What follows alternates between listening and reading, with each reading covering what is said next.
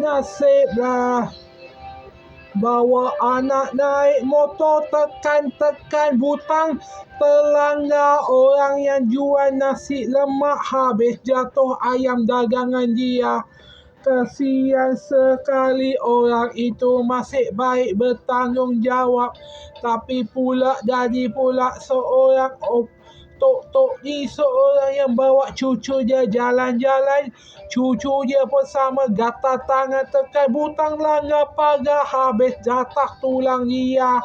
Itulah akibatnya. Siapa suruh kuci bangga pintu pagar ke anak sendiri, kan dah kena azab duniawi. Itulah akibatnya. Asyik ketawa bila anak bercakap.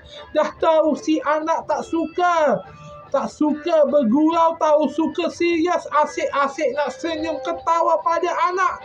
Lah anak dah benci dia memang padan muka. Itulah azabnya kalau tak jaga anak, tapi tak kenal anak macam mana. Memang kena azab. Memang anak pun dah tak nak jaga sang ibu sendirilah. Salah sang ibu sendiri. Siapa yang suruh kunci pagar, kan dah jatuh tulang-tulang dia. Kesian. Untung anak kali ini dapat akhirnya masak sendiri, tinggal sendiri. Akhirnya anak dapat ketenangan.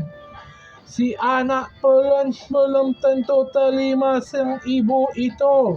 Itu salah dia sendiri. Siapa suruh kunci pagar,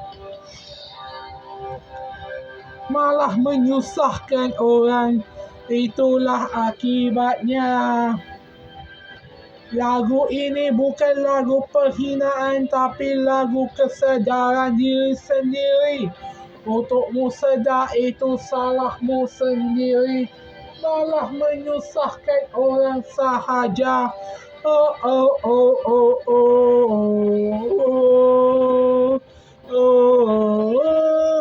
Nasib ajalah. Goodbye, lelelele.